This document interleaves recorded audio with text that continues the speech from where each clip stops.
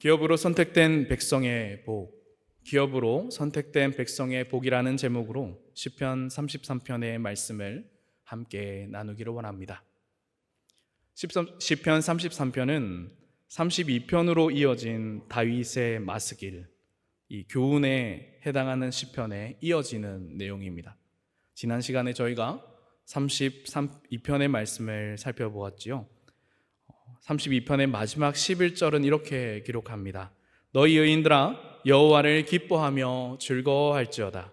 마음이 정직한 너희들아 다 즐거이 외칠지어다. 아멘. 다윗은 32편에서 여호와의 속죄함으로 의롭다 칭해진 의인들에게 기뻐할 것을 요청하고 있습니다. 그렇게 요청이 마무리되는 것 같지만 이것이 마무리되는 것이 아니라 이어지는 33편의 1절이 동일한 주제로 연결됨을 우리가 보게 되는 것이죠. 그리하여 시편 33편 1절에 이렇게 기록합니다. 1절을 한번 보실까요? 너희 유인들아 여호와를 즐거워하라. 찬송은 정직한 자들이 마땅히 할 바로다. 아멘. 그렇다면 시편 32편의 1절을 근거로서 우리가 시편 33편의 의인의 찬양을 유추해 볼 수 있는 이유는 무엇일까요?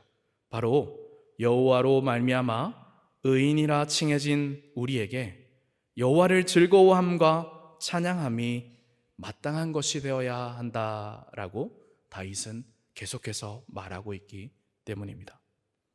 사랑하는 동산의 영가족 여러분, 이 시간 말씀 앞에서 질문을 한 가지 드리고자 합니다. 만약 우리의 삶에 좋은 일이 생기고 우리가 원하는 기도의 제목들이 이루어질 때, 삶에 좋은 일이 생기고 복된 일이 생길 때에 우리의 입에서 나오는 여러분 콧노래는 어떠한 노래입니까? 다시 한번 질문 드릴게요. 우리의 삶에 좋은 일과 복된 일들이 생기고 기도의 제목들이 이루어지고 또한 좋은 일들이 끊임없이 연속적으로 감사한 일들이 생겨날 때 여러분 우리의 입술에 고백되는 노래와 찬양은 무엇입니까? 혹시 하나님을 향한 찬양입니까? 그렇지 않다면 혹시 세상의 노래가 여러분의 입술에서는 나오시지는 않습니까? 32편부터 이어진 의인의 찬양을 통해 다윗이 우리에게 말하고 있는 것은 기업으로 선택된 의인된 우리가 어떠한 상황 가운데서도 잊지 말아야 할 것이 바로 우리를 구원하시고 의인이라 칭해 주신 하나님을 향한 찬양임을 다시금 우리에게 새겨주고 있는 것입니다.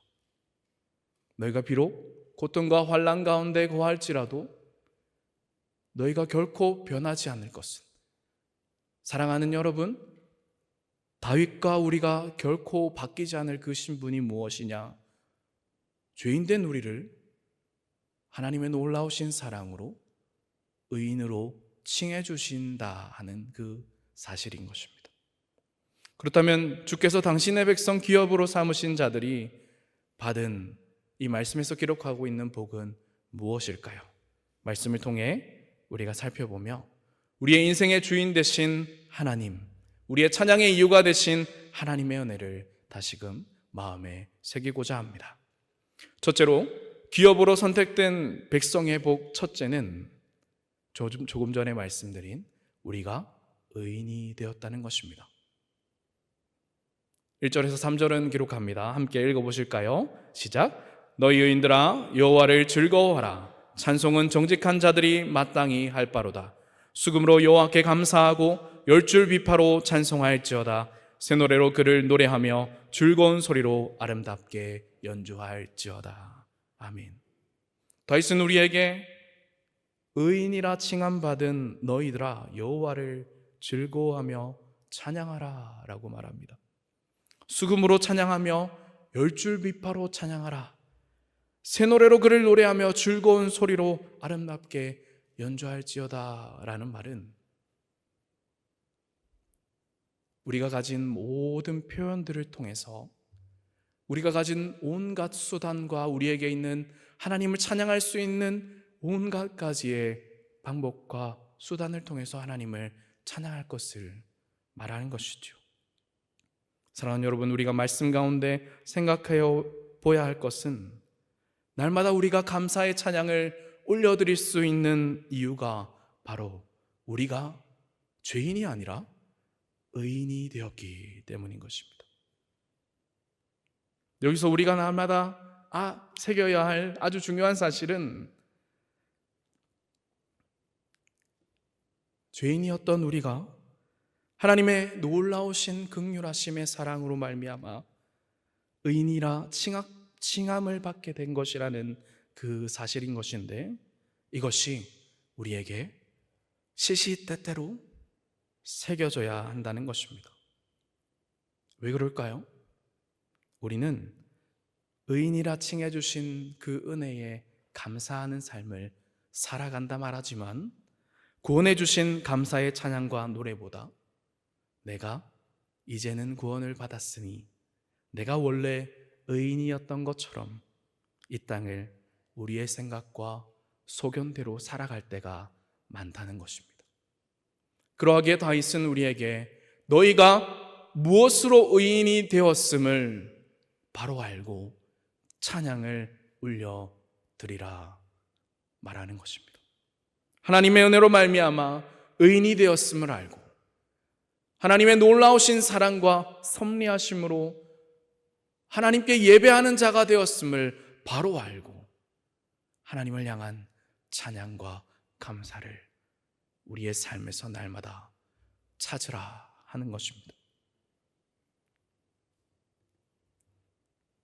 그것을 날마다 우리의 삶에 기억하는 존재가 될 때 우리는 2절과 3절에서 말하고 있는 우리의 삶에 있는 우리의 수단을 가지고 우리의 감사의 제목들을 가지고 하나님을 찬양할 이유들을 찾게 된다는 것입니다.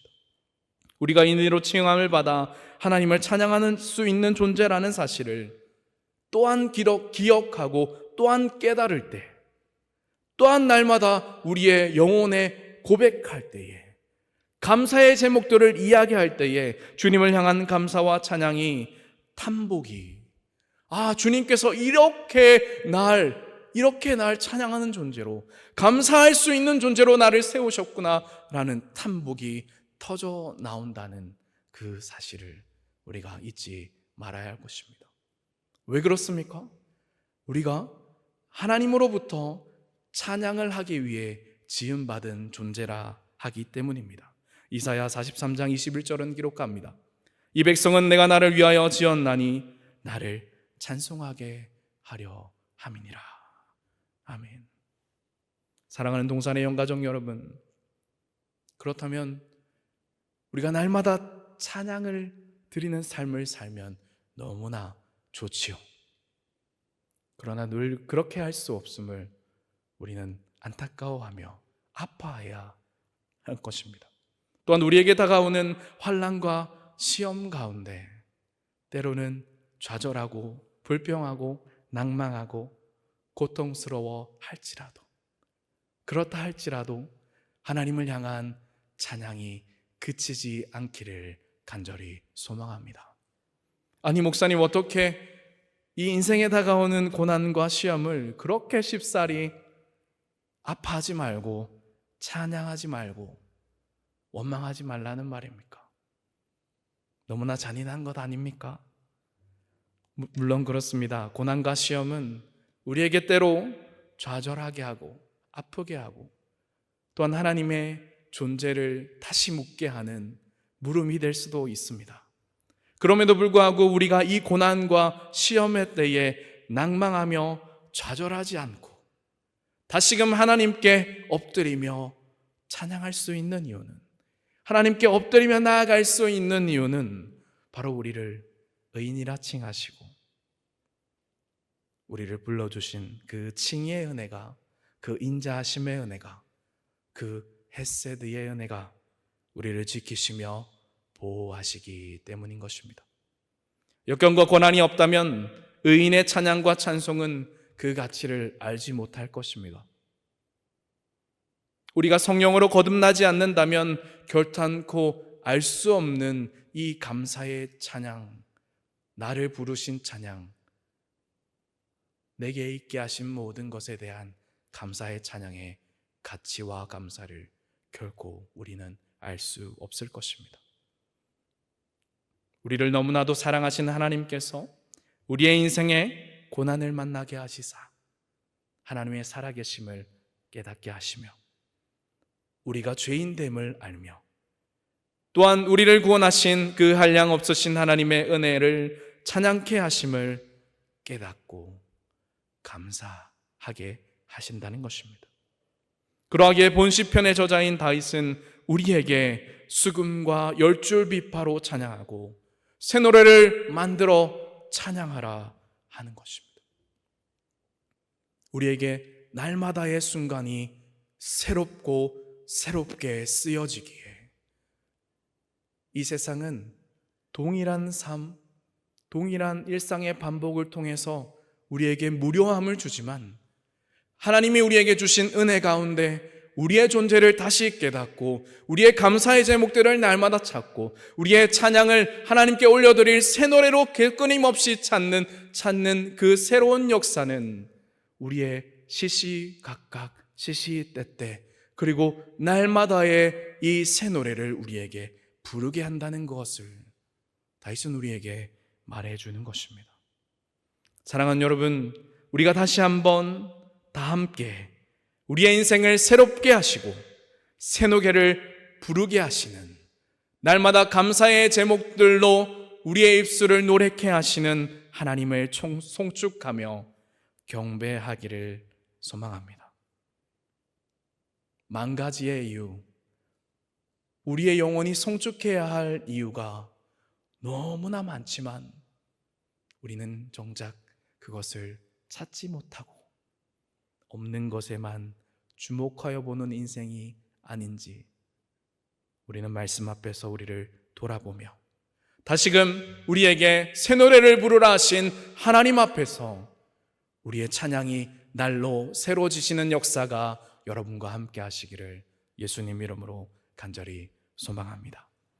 두 번째, 기업으로 선택된 백성의 복이 있습니다. 두 번째는 우리의 삶을 굽어보시는 하나님의 은혜가 우리의 삶에 있다는 것입니다. 우리의 삶을 굽어보시는 하나님, 우리의 삶을 굽어 살피시는 하나님이 우리와 함께 하신다는 것이 우리의 복인 것입니다. 13절에서 15절은 기록합니다. 함께 읽어보실까요? 시작.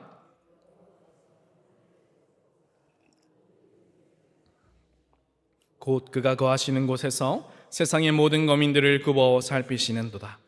그는 그들을 모두의 마음을 지으시며 그들이 하는 일을 굽어 살피시는 이로다. 아멘. 말씀은 하나님께서 이 세상의 모든 만민들을 굽어 살피시는 중에 하나님 백성을 굽어 살피신다라고 말합니다.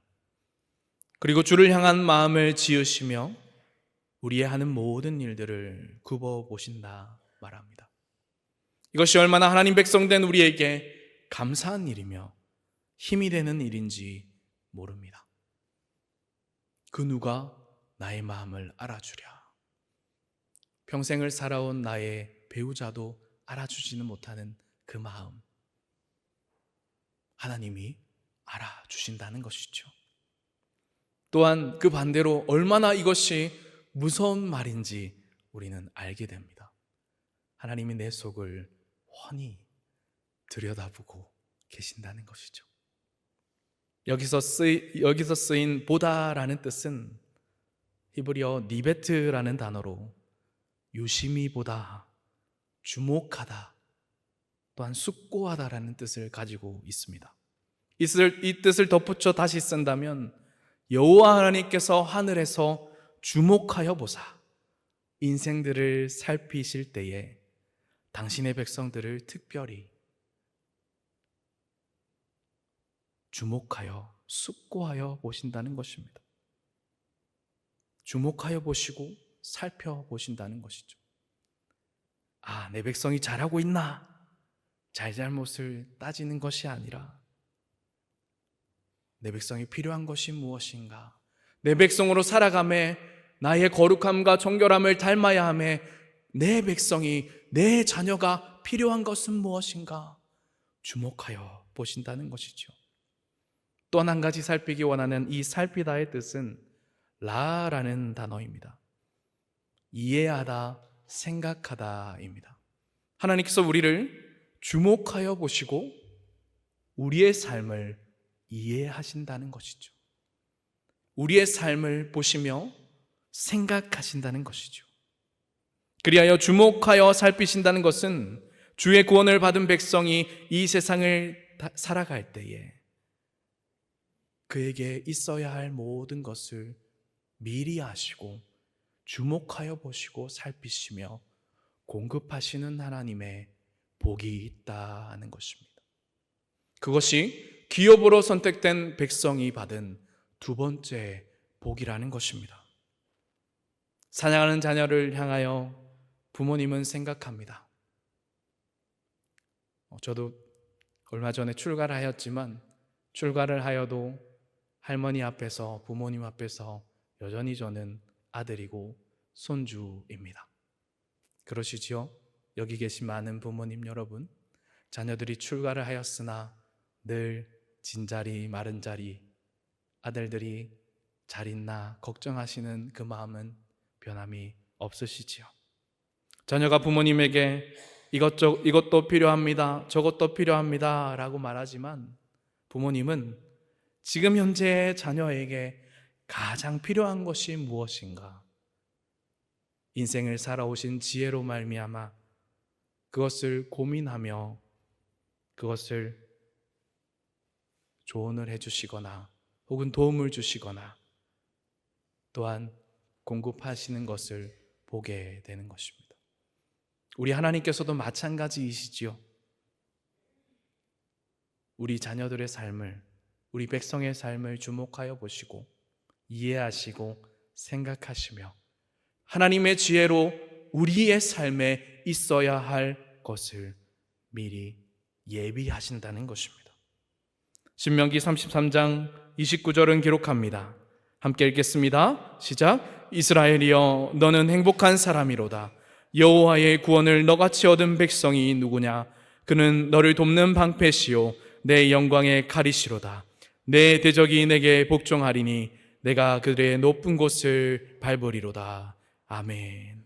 하나님께서는 당신의 백성을 위하여 끊임없이 고민하시고 끊임없이 백성의 삶을 이해하시며 좋은 길로 인도하신다는 그 사실을 여러분, 우리가 얻은 복임을, 우리가 공짜로 얻은 복임을 기억해야 할 것입니다. 우리가 잊지 않으며 우리를 살피시고 이끄시며 때로는 멈추게 하시는 그분의 선택받은 백성으로 주의 계명을 지키며 하나님의 백성을 백성다운 자리의 모습으로 여러분 나아오시기를, 그리하여 영원히 그분을 즐거워하시기를 간절히 소망합니다. 이것이 눈에 보이지 않으나 삶의 끝을 향해 삶의 연속적인 회의 속에서 우리는 이것이 얼마나 값진 복인가를 우리의 삶에 다시 새겨 볼 수가 있습니다. 끊임없는 욕구로 인해서 내 삶에 채워야 할 좋은 것들을 끊임없이 채우지만 정작 내게 필요한 그 모든 것을 이 세상이 주지 못한다는 것이죠. 그러나 우리의 아버지 되시는 하나님 앞에 나아가 우리의 원함과 우리의 소망을 주님 앞에 구할 때에, 우리의 기도 제목들을 구할 때에 그것이 기도 제목이 이루어지지 않을지라도 우리의 마음을 만족해 하시는 하나님의 놀라운 위로하심과 기쁨의 근원이 되시는 하나님의 임재가 우리의 삶을 이끌어 가신다는 것입니다. 내가 세상을 따라야 할 존재가 아니라 하나님의 자녀로서의 삶을 살아가야 할, 그의 계명을 순종하며 나아가야 할 하나님 백성이구나. 하나님께 인침받은 백성이구나. 그의 복을 보이지 않는 영원한 하늘의 복을 받은 자이구나 라는 것을 깨닫고 나아간다는 것입니다. 사랑하는 동산의 영가족 여러분, 우리는 이 세상 앞에 어쩌면 드러낼 것이 없는 자일지 모릅니다. 죄송합니다. 혹은 그러실 분들도 계실 수도 있을지 모릅니다. 그러나 그것은 결코 하나님을 영광스럽게 하는 것이 아니라 오히려 세상 앞에 우리를 작은 존재로 만들어 버릴 뿐이지요. 그러나 놀라우신 하나님의 은혜를 경험하고 하나님을 자랑하는 자리에, 하나님을 찬양하려고 하는 자리에 우리가 설 때에 하나님께서 우리를 당신의 도구로, 당신의 복음의 통로로 들어내시는 역사가 우리의 삶에 이루어진다는 사실, 그 값진 삶이 우리에게 시작된다는 사실을 여러분 기억하시며 영원히 하나님의 소유로, 하나님의 백성으로 살아가시는 은혜가 함께 하시기를 간절히 축복합니다. 세 번째입니다. 세 번째 기업으로 선택된 백성이 받은 복은 여호와를 바라는 자의 도움과 방패, 그가 우리의 하나님이 되신다는 것입니다. 18절에서 19절은 기록합니다. 제가 읽겠습니다. 여호와는 그를 경외하는 자, 곧 그의 인자하심을 바라는 자를 살피사 그들의 영혼을 사망에서 건지시며 그들이 굶주릴 때에 그들을 살리시는도다. 백성을 굽어 살피시는 하나님께서 당신의 인자하심을 의지하는 자에게 도움과 방패가 되신다 말하고 있습니다. 말씀은 우리에게 기록합니다. 우리의 구원이 많은 군대와 세상의 무력과 권력과 가진 것으로 이루어지는 것이 아니다 라고 말합니다. 사랑하는 여러분, 우리가 어찌하여 여호와의 인자하심을 의지해야 하는가? 그것은 바로 주의 인자하심은 변함없이 우리를 향하고 계시기 때문인 것입니다. 이 찬양을 지은 이 다윗이 이 시편을 쓴 때 이전부터 세상이 창조되어 끝날 때까지 세상의 온 백성들을, 세상의 당신의 온 백성들을 바라보시며 이해하시며 생각하시며 주목하시는 하나님께서 그 인자하심을 세상 온 만민이 당신께로 돌아오는 그날까지 거두시지 않으시는 변함없으신 사랑이 그 인자하심이라는 것입니다. 그것이 바로 기업으로 선택된 백성이 받은 세 번째 복입니다. 그 변함없으신 인자하심은 사랑하는 이들을 살피사 그들의 영혼이 수월에 내려가는 것을 아시며 그들이 굶주릴 때에 그들을 살리신다 우리에게 말하고 있습니다.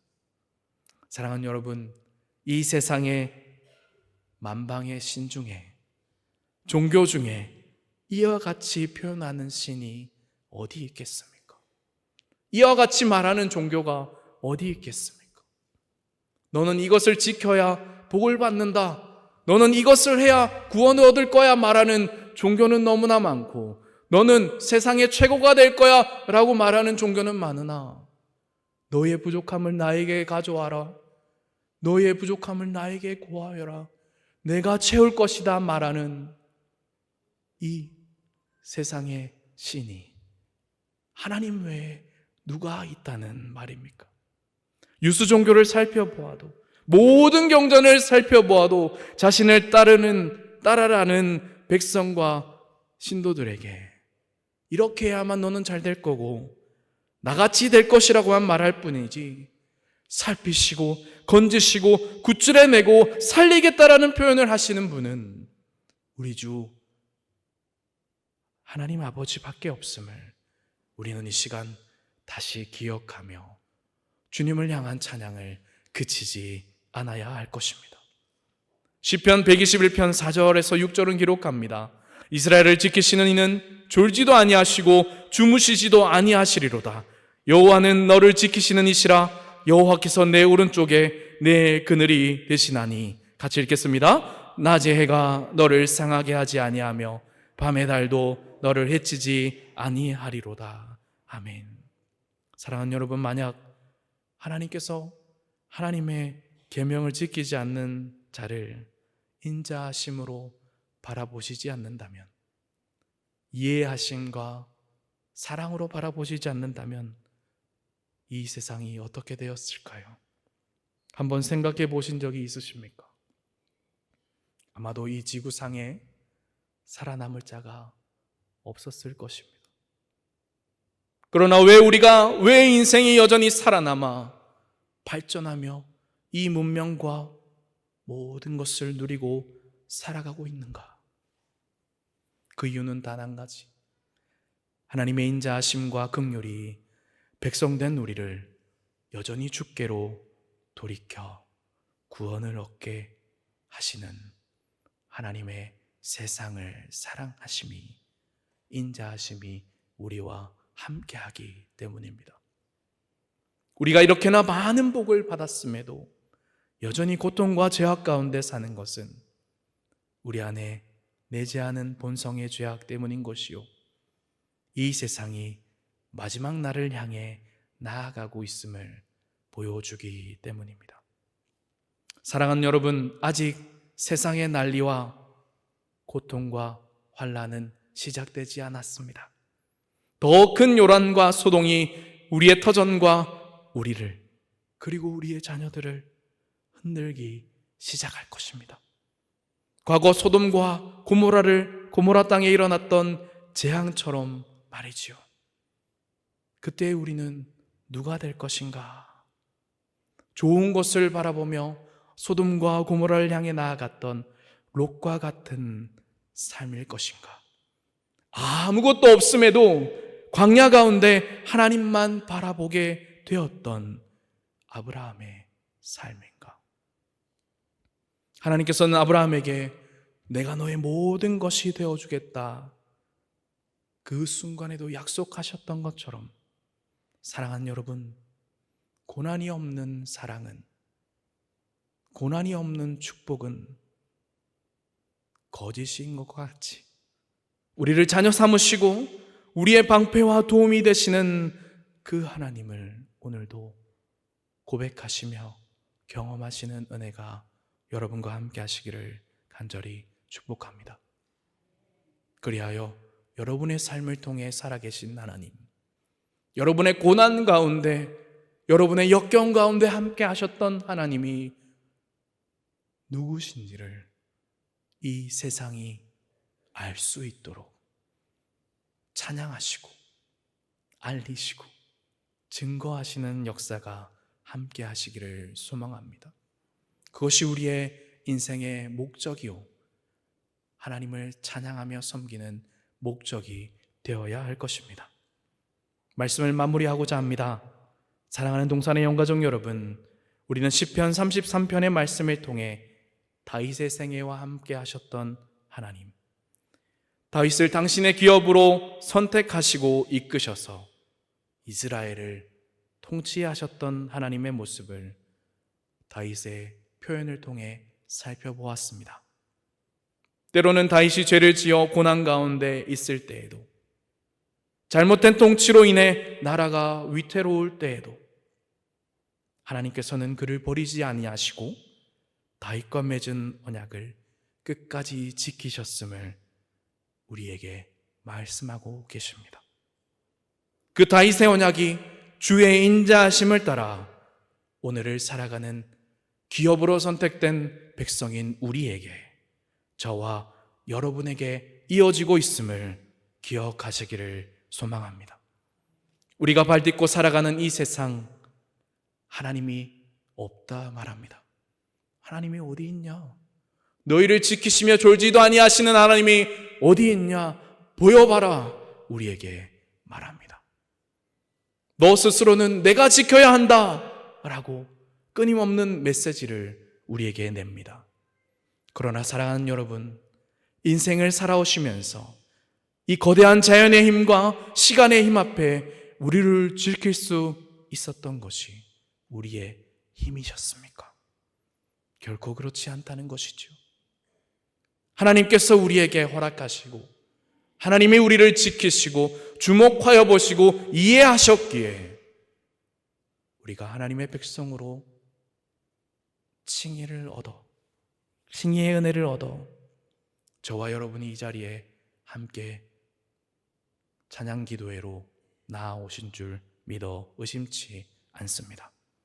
그렇게 세상의 모든 인생을 굽어 살피시는 하나님 앞에서 우리가 기업으로 선택된 백성으로서 먼저 된 자에게 주시는 그 은혜를 우리의 삶을 통해 찬양하시며 전하시는 은혜가 함께 하시기를 소망합니다.